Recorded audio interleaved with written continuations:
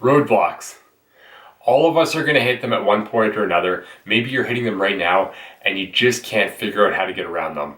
Or maybe they're just so big in your perception that you feel that you just can't get past them if they come up. Hello everybody, my name is Michael Richter and I'm the owner and managing partner of Double E Properties.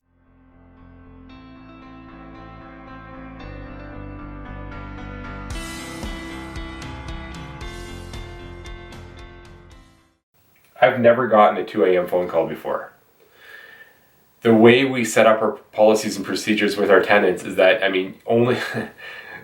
we have a whole system behind phone calls and the way we deal with problems and the way we deal with issues with tenants.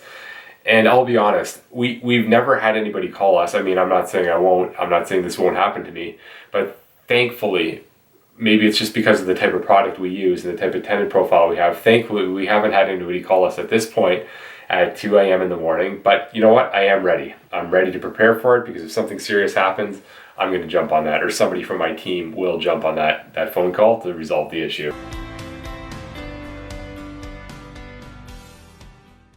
Well, how many people say they don't want to invest just because they don't want to deal with toilets? And the truth is, you know what, at the end of the day, I don't either. I'm not becoming a landlord to go around and fix toilets and do other stuff. There's people that are qualified, handyman, plumbers, that are far more qualified than me to deal with toilets than I am, or quite honestly, than I want to deal with that myself. But that's something we factor into a maintenance budget. To think that this is, you don't want to deal with toilets and that's going to be a roadblock is that doesn't really make any sense.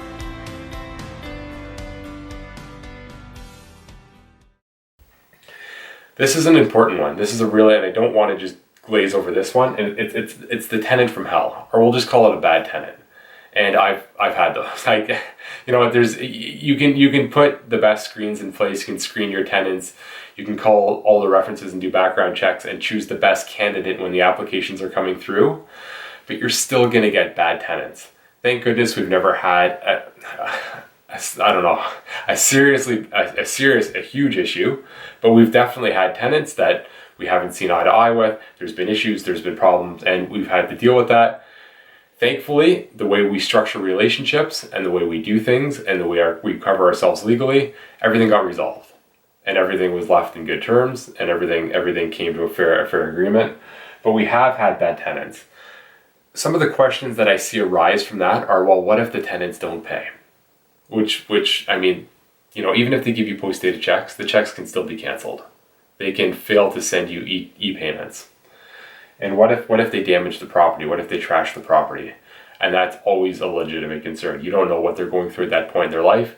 You don't know really, you don't really have necessarily control when somebody else lives in one of your properties. But I can tell you, this non-payment, this can be mitigated.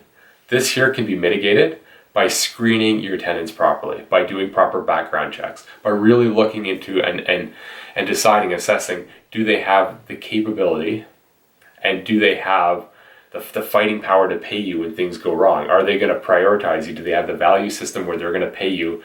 And that's something you get a lot of judgment on just by meeting people and reading their whole package, going through their entire package when they submit that to you. We don't just pick tenants based on who's the first one to throw us first and last, or at this point, we don't just delegate that task to a property management company and just put our hands up and look at this blindly.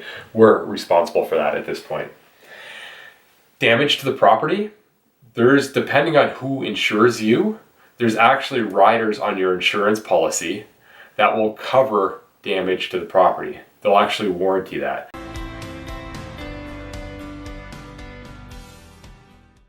My definition of risk is continually changing and evolving as my experience grows and I get more life experience in this. That's always going to change, and there's so many different types of risk for different types of people depending on what you're investing in.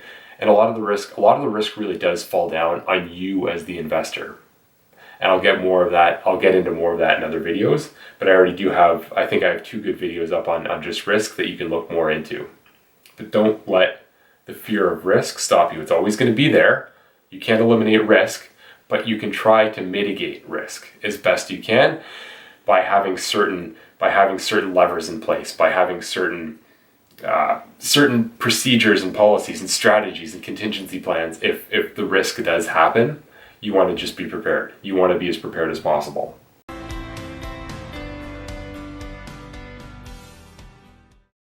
Money seems to be sometimes one of the least important things. I mean, it's important. You need money to fund a deal, but there are so many creative solutions around that.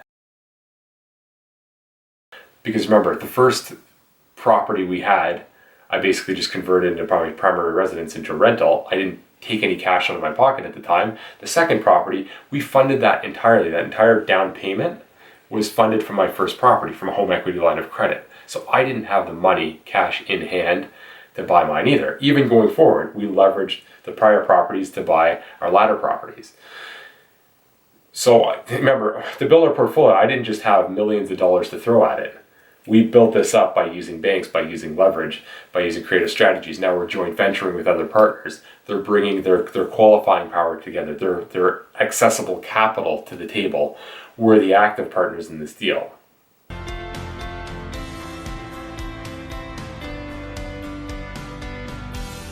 So I hope this video really helps you. Don't let roadblocks stop you.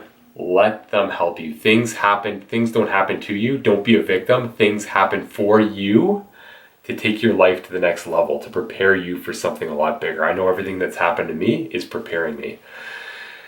If you found value in this, please give it a like. Please share it with others. Become a subscriber. Let's get connected. My email will be in the show notes. Take care, everybody. Have an excellent day.